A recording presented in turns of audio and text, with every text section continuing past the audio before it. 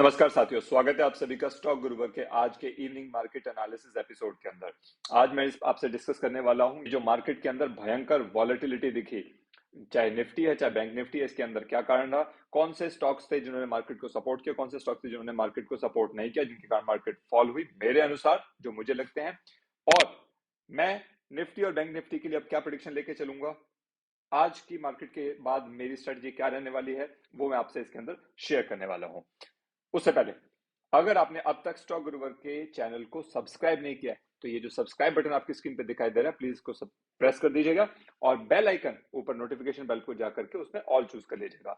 I am not a SEBI registered professional, so I suggest you please ask your financial adviser before making any financial decision, any investment plan. ये education के purpose से मैं एक video बना रहा हूं, जो मैं करता हूं, जो मुझे लगता है मैं आपसे शेयर कर रहा हूं। अगर किसी काम आएगा मुझे बहुत अच्छा लगेगा। तो आगे बढ़ते हैं। आज का मार्केट बहुत वॉलेटाइल था, चाहे निफ्टी आईटी की बात कर लीजिए, निफ्टी की बात कीजिए, बैंक निफ्टी की बात कर लीजिए, ये सभी मुझे रेड जोन के अंदर क्लोज होते हुए दिखाई दिए। Mostly private banks red zone में दिखाई दिए, जबकि हाँ, पीएसयू बैंक्स ने थोड़ा सपोर्ट दिखाया था मार्केट को through out the day. I was watching that. देखिए, मुझे लगता है कि इन्वेस्टर्स ना अभी थोड़े से डर में है, या कह लीजिए थोड़ा सा कंफ्यूज है, डिलेमा में है, शायद ये उचित शब्द रहेगा।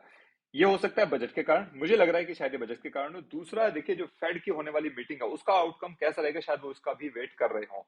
उसके बाद शायद हमें वो एक डिसाइसिव, एक क्लियर कट अप्रोच लेते हुए दिखाई दे। अभी माहौल थोड़ा सा कंफ्यूजन का बन रखा है, ऐसा मुझे लग रहा है।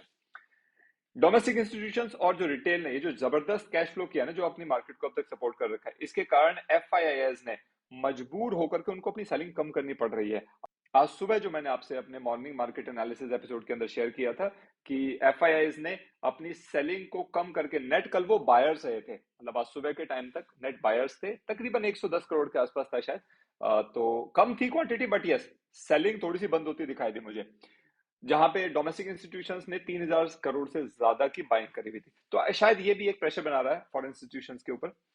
आगे अगर बात करते हैं तो देखिए, निफ्टी ने पूरा दिन वॉलेटिलिटी दिखाते हुए तकरीबन 1% लूज किया और 215 पॉइंट खोकर 21,522 की क्लोजिंग दी, और जिससे अगेन एक बियरिश ट्रेंड बनता हुआ दिखाई दे रहा है।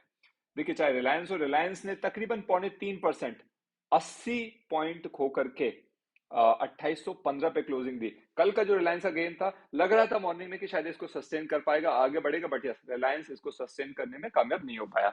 एचडीएफसी ने भी अगेन सेम एचडीएफसी सागा आज कंटिन्यू होती हुई दिखाई दी मुझे। तकरीबन 0.25%, 1% से कम है, 10 से 11 पॉइंट की नेगेटिव रेड जोन में क्लोज हुआ है। आईसीआई कोटक बैंक ठीक रहा था। एक्सिस बैंक अगेन तकरीबन आधा परसेंट से थोड़ा सा अधिक, 7-8 पॉइंट डाउन रहा। तो ये कुछ मिला जुला रहा इनका। प्राइवेट बैंक्स का सबका हाल लगभग ऐसा रहा, कुछ एक को छोड़ दे तो अगर निफ्टी चार्ट की बात कीजिए, देखिए मैं यहाँ पे आपकी स्क्रीन पे निफ्टी चार्ट है, ये मैं इसको 15 मिनट की कैंडल सिलेक्ट कर लेता हूँ और यहाँ पे हम लोग डिस्कस करेंगे भी। ये देखिए, ये था हमारा निफ्टी का आज का अप्रोच। मॉर्निंग में एक गैप अप था।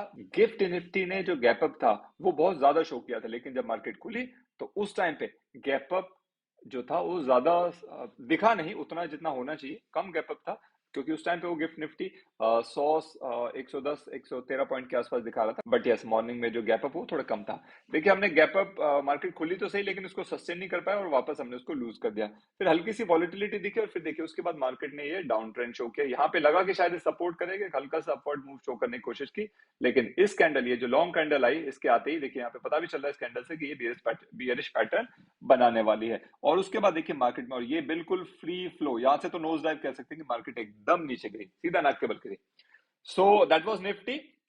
बट अगेन मुझे लग रहा है कि ये 21,500 इसका एक इमीडिएट सपोर्ट शायद बना रह सकता है, इसको होना चाहिए इसके लिए, ये मुझे लग रहा है कि इंपॉर्टेंट सपोर्ट है।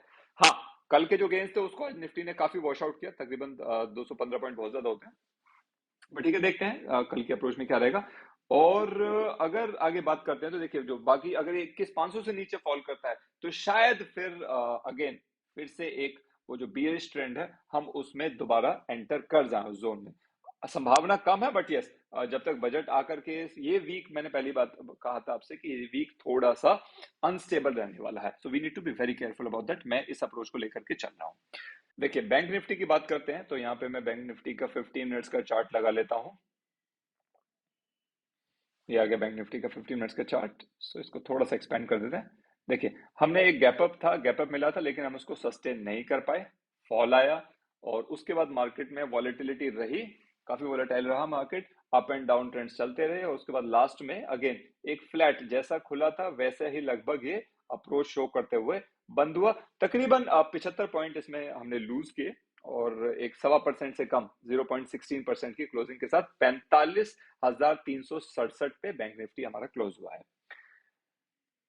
2 दिनों से, पिछले 2 दिनों से आपने देखा होगा कि ये ना 45,500 के रेजिस्टेंस को झेल है, वहां पे जाता है और टकरा करके वापस आ जाता है। इसीलिए मैंने पिछले 2-3 दिनों से मुझे जो लग रहा था, मैंने शेयर भी किया है कि देखिए 46,000, मेरे हिसाब से 46,000 का रेजिस्टेंस जब तक ये ब्रेक नहीं करता, एक अप ट्रेंड आना, उससे पहले कोई भी लॉन्ग पोजीशन जाना, कोई भी ज्यादा बड़ी पोजीशन लेना, थोड़ा सा मैं अपने आप को बचाना चाहूंगा जब तक ये 46,000 के लेवल को क्रॉस नहीं करता। एक बार क्रॉस कर जाता है, फिर हम देखते हैं क्या सिनेरियो बन सकता है। और अगर इसका लोअर सपोर्ट की बात करें नीचे की तरफ, तो लगता है कि 45,000 तो इसका बना हुआ है फिलहाल, एक इमीडिएट सपोर्ट होना चाहिए, अच्छा सपोर्ट। और अगर उसके नीचे जाता है तो 44,600 का सपोर्ट अभी भी बरकरार है। आज इवनिंग में ग्लोबल मार्केट्स क्या सेंटिमेंट शो करते हैं, उनकी क्या अप्रोच रहेगी, उनके बेसिस पे कल मॉर्निंग में हमारा गिफ्ट निफ्टी क्या शो करेगा, गैप अप होगा या गैप डाउन होने वाला है। और ये सारी अप्रोच को लेकर के कल सुबह फिर से हम एक नए एपिसोड के साथ मिलेंगे। तब तक के लिए नमस्कार।